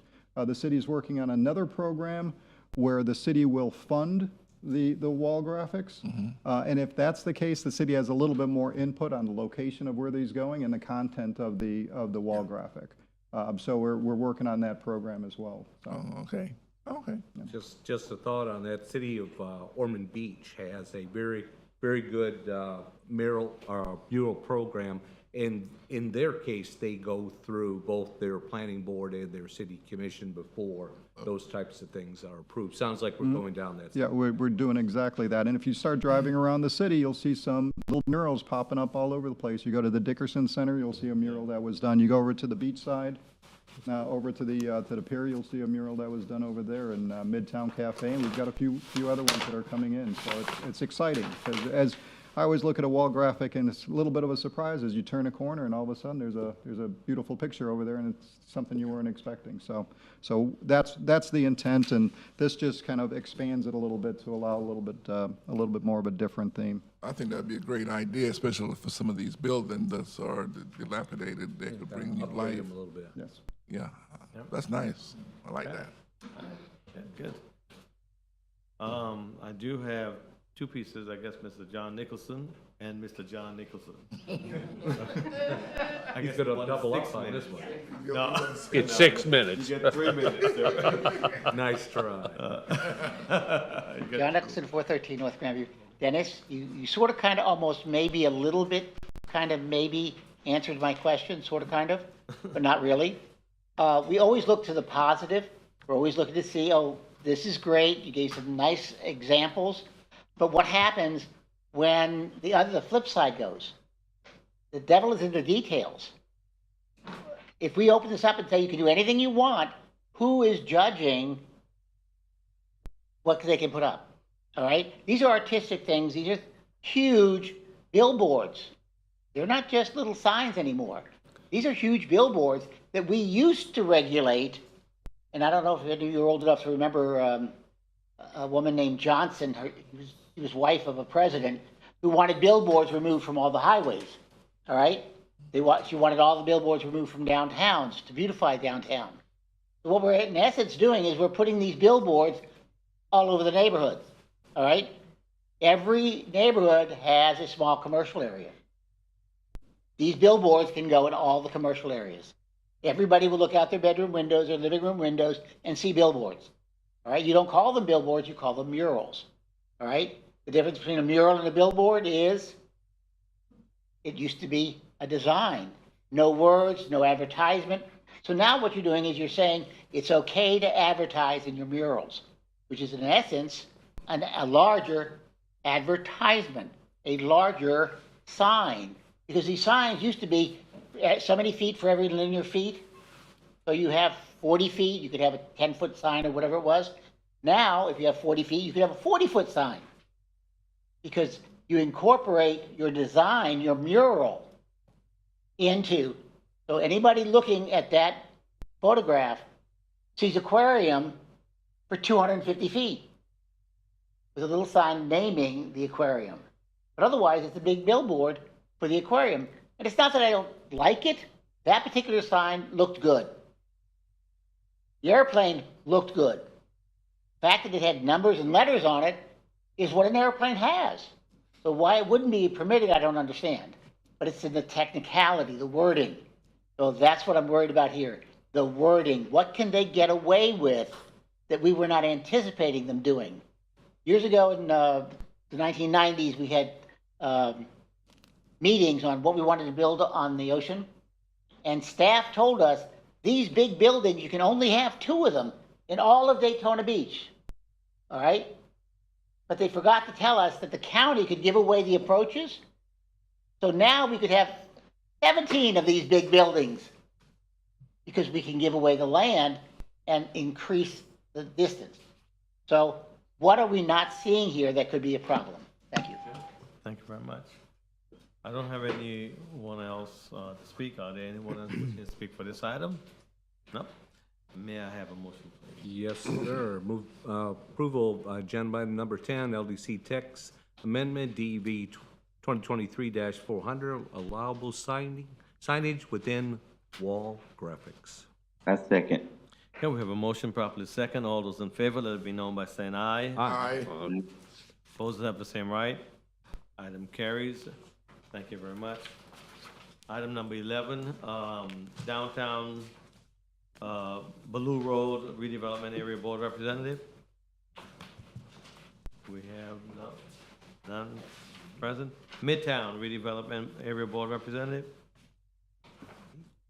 Nope. Beachside redevelopment area board representative. Beachside met, but I got the message a little late because I didn't hear from them, so I did not make that meeting. Okay, thank you very much. All right. Public comments, and we have Ms. Ann Ruby. Hi, Ann Ruby, 136 Park Avenue. I want you to all just take a moment, look out into the audience, think back to when you just tonight discussed item number 4, a hotel east of A1A. Who didn't you see here? Large crowds of people very angry about this project. So next week, next meeting, when you're brought the Silver Beach condo project, I want you to keep that in mind because you will hear, oh, if you don't want my hotel, you better buy it yourself and make a park. You guys don't want anything new on the beach side. Clearly, that's not true. They have taken that Silver Beach project and reduced it about 20 feet, couple of stories. It is still way too big for the site. So as homework, I'm asking that you please go sit on that corner for a minute and take a look down and see Daytona Max at 12 stories. And as you sit on that corner, think about what 25 stories is going to look like right there. It's not pretty. It's not appropriate. And as the silence today tells you, 10 stories might be acceptable to people. We do not owe the owner of Silver Beach condos a profit. We don't owe him a profit. He paid too much for his land. We don't owe him a profit on it. And I think tonight proves that the large outpouring of outrage over the size of that project is based on the size of that project, because there's nobody here protesting this project. Thank you. Thank you very much. I don't have anyone else. Staff comments? Thank you. I've got a couple of things for you. We've had a couple of reappointments to the board. Mr. Jamie Newman was actually reappointed or was appointed to Zone 2, so he'll be joining us at the next meeting. Tony Servance, who was zoned out of his district, was appointed to Zone 6. So, you know, it's good to have Tony back over here again. Quinita May, Commissioner May, has yet to make her appointment, but hopefully she's made her decision and we'll be able to have another person available here at the next meeting. One note on a cell tower, I'd got an email today that the cell tower over at the fire station at LPGA should be set to begin construction within the next couple of weeks. They're anxious to get going. They've already got the tower is being constructed. It's being put out there, and they want to get going. And they're also looking for an additional site out there in the LPGA area for another cell tower. At the city commission meeting, we are going to have an affordable housing discussion. We're going to talk about some of the things that we've done for affordable housing here in the city, and maybe what some of the plans are moving forward and how to address some of the things that we need. And then I also was going to mention that the LPGA plan, and somebody had already mentioned it, the DOT had a workshop on the LPGA plan, which is everything from ISB all the way to Williamson. It's the widening, includes the bridge over Tomoka River, also includes the interchange over by 95. The engineering is been funded, that's underway. They're still working on all of the right-of-way acquisition that's going to be needed for that. Once that happens, then they have to fund the projects. But once they have to get that project designed, once they get that designed, the funding follows that design, and that's the way the process works. So that's where they are on that, and hopefully everything will be moving along. Even before that LPGA gets completed, I would anticipate that the Dunn extension will be completed all the way from LPGA over the bridge and into the downtown core area, or the Daytona Beach core area. So that's all I have. Thank you very much. All right, board members? Quick comment, since Dennis mentioned about affordable housing. I will be attending the next Affordable Housing Committee meeting on the 25th, so the timing, Dennis, might be very good, and if on our meeting on the 26th, I'll report as a liaison what the goals are. That's it, I'm done. Mr. Ryan? Go ahead, Tony. Tony, go ahead. I just would like to give a condolences to our chair on the passing of his beautiful mom. Wanted to let you know that you are in our prayers and our thoughts. Thank you so much. I do appreciate that. Yes, sir. I'm sorry, I didn't hear about that, Mr. Chair. Oh, no. My condolences. I know how that. It's on Saturday at 12. I not only, I really, really feel your pain. What I would like to mention is about our sister city, Ormond Beach, and how the residents came out in full force against the fuel, what's it? Yeah, the fuel farm, or fuel storage farm, and the city of Daytona Beach objects to it and so forth, which brings up the issue of property rights and our task in balancing those rights between the property owner, the city, our community, and our environment, and how we have a difficult task of maintaining that balance to make sure that we have a future. And it's not an easy task, but and you guys do a very good job, and I appreciate it, because we are all here for our children. We have already lived our lives, but our children and grandchildren, we need to have this place that we call home, a home. Thank you. I'm good. Okay, I do again want to say thank you to all our city staff and attorney, and to all of you that came, all our public participants. And we do appreciate all the time and work and effort that goes into this. I do thank you for rearranging your schedule so we can be at this meeting. Next meeting is in 2 weeks. Keep family and I in prayer. My mom passed away last Thursday. She would be celebration of life services Saturday at 12 o'clock noon at our church on Derbyshire. Viewing tomorrow at 5:30 for the public. So thank you. No further questions? Meeting adjourned.